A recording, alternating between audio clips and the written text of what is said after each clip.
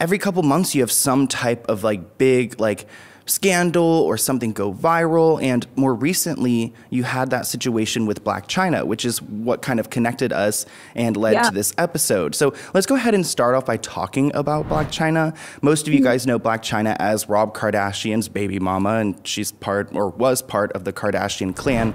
So how did that whole situation begin? Well, I shot her a DM on Instagram saying, because my friend, like my best friend, is a huge Blac Chyna fan. Like, I was a fan of hers, I guess, when I was younger and like in high school, and she was with Rob and stuff. Like, I was Kardashian obsessed, you know what I'm saying? So I was very interested, I guess, in like maybe meeting her when my friend said, oh my God, shoot her a DM and see if she would collab with you, because obviously she's more famous than me and whatever. So I felt like it would be cool to like meet her, but I never, you know, expected a response from her. And then I just happened to be in LA because I was dating a guy out there at the time, and she responded and said, let's do it. And I was like, oh my God, like, also like for OnlyFans and stuff, like I just wanted to go do like a lingerie shoot or something with her. And like post it on Insta and stuff. Like I thought it would be funny because I had the whole Jeffree Kanye situation and she's Blac Chyna. I was like, this could be like a moment. So I was enthusiastic about it. You know what I'm saying? Yeah, and it seemed like she was down. So I think you initially started messaging in like earlier this year, like June kind of time. And yeah, I sent her a message in June. She didn't answer until August. So when it came to August, were you still in LA at that point? Well, when I messaged her in June, I wasn't even in LA. What was really, really creepy is I hadn't been to LA in months. But then this was in August when we actually met. It was my first time in LA in months. And I'm like, how did she know that I was here? Yeah. Because why respond while I'm in LA? It was very coincidental. And I just thought I got lucky or something, you know? Yeah. And at this point, you weren't like aware that she's had, I mean, a lot of people don't know that she's had issues with like kidnapping, like human trafficking. Like you're not the first person. So she invited you over to her home. And how did you feel when you when she asked you to come over? Well, she FaceTimed me, like she would not stop calling, and it was 2 a.m. and I was asleep at this time. And then I was like telling her like, oh babe, like, sorry, like, I was like, oh, I'm at my manager's house and stuff. Like, I don't really, like, I'm busy. I don't know. I was just like delirious because I had just woken up. And then she started being like, you're a fucking catfish. She started like getting a little threatening, like answer the phone. I was like, oh my God, okay. And so I woke up and I answered the phone, and I was sitting on FaceTime with her for like an hour. She was not discussing OnlyFans. She wasn't discussing anything. She was just being like, God told me to answer your DM. God brought us together. This is God's doing. Apologize. Geez, that's my cat. No worries. But she was like, God brought us together.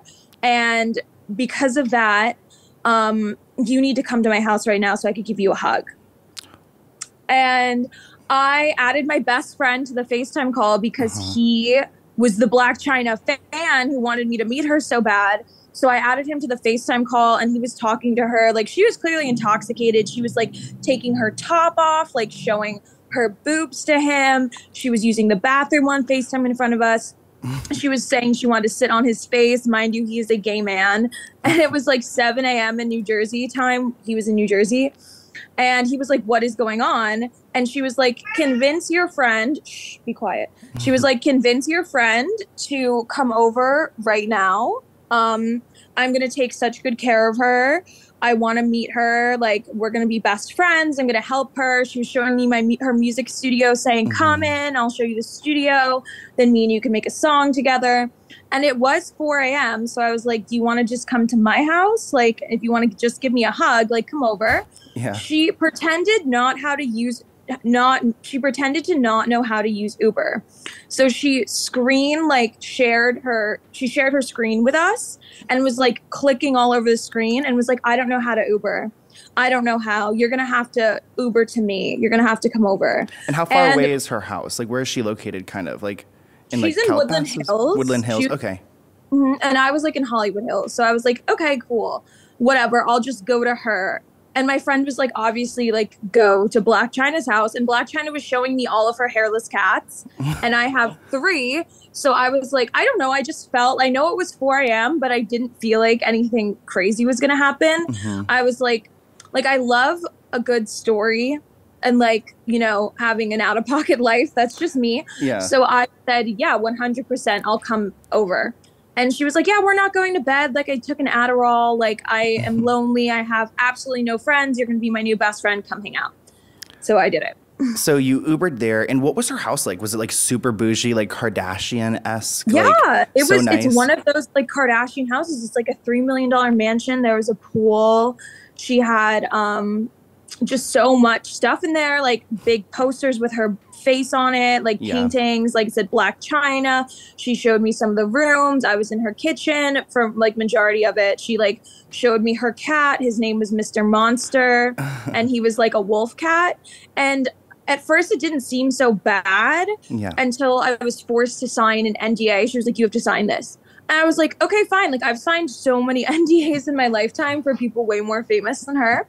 So to me, that doesn't seem weird. But what was weird was I had to write on the NDA, like, what was identifying about myself, like what I was wearing. I also had to write down my best friend, who she was on FaceTime with. I had to write down stuff about him. I was like, this is odd, but I didn't think twice because, like, I wasn't using critical thinking skills, I guess. I just assumed I was at another celebrity's house and this is what you do. And then she had 2 men in there with her. That's not really something I got into in the TikTok when I spoke about it, but obviously I made the authorities and FBI and everyone else known about that. And then she said to me after I signed, everything you've read about in the news about me kidnapping people is true. And I just looked at her and was like, I only saw in the news you suing the Kardashians. I was like, I didn't see that video of her in Sacramento with that girl until after. When I told everyone what happened, they started sending me the articles being like, oh my God, this is what she does.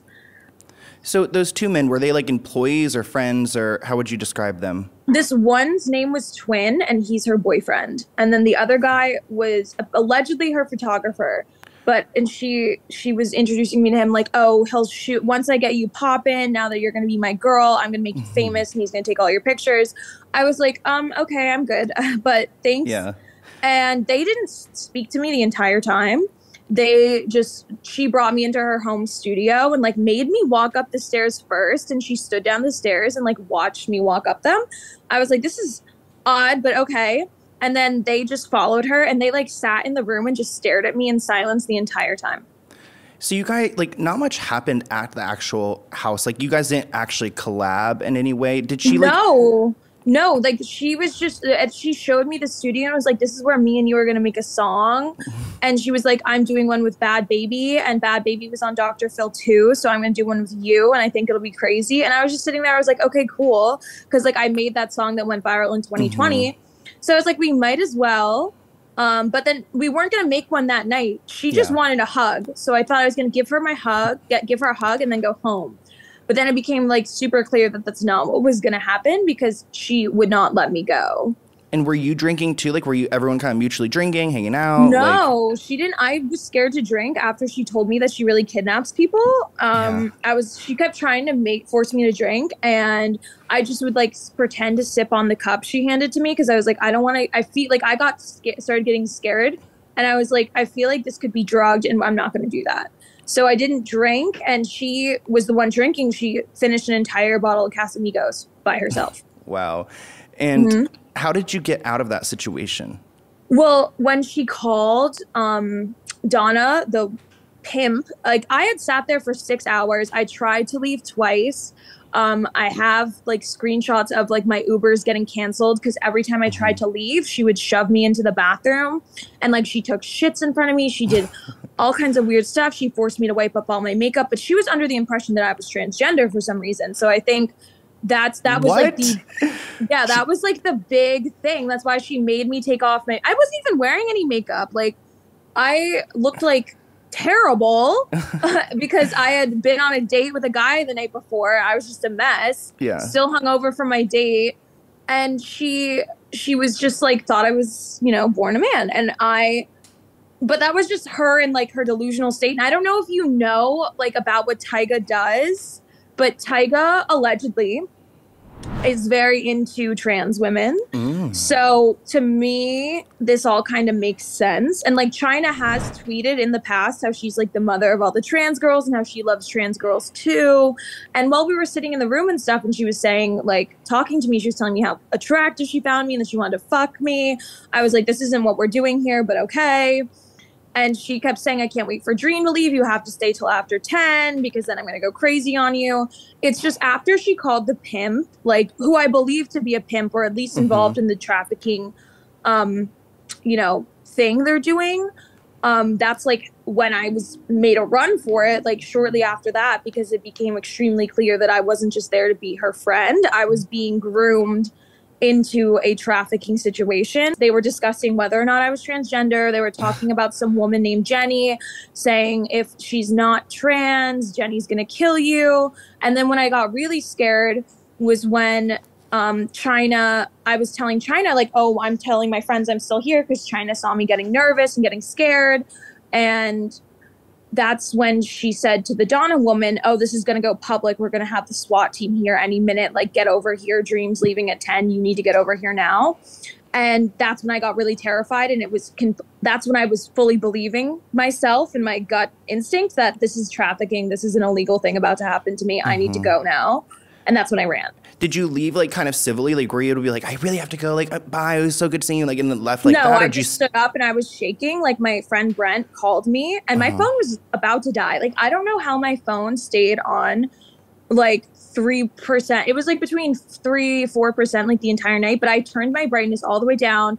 My phone was on D&D. She would not let me charge it. I just ran. And there was a guy who I had not seen before standing down in the kitchen. I was like begging him to open the gate, please open the gate. And like I didn't include this part in like the TikTok because I was just trying to keep it as concise as possible, just spreading this story for awareness. And he was just looking at me like, what? Like he was clearly on drugs or something. So that's when I just ran out the door and like went over the gate.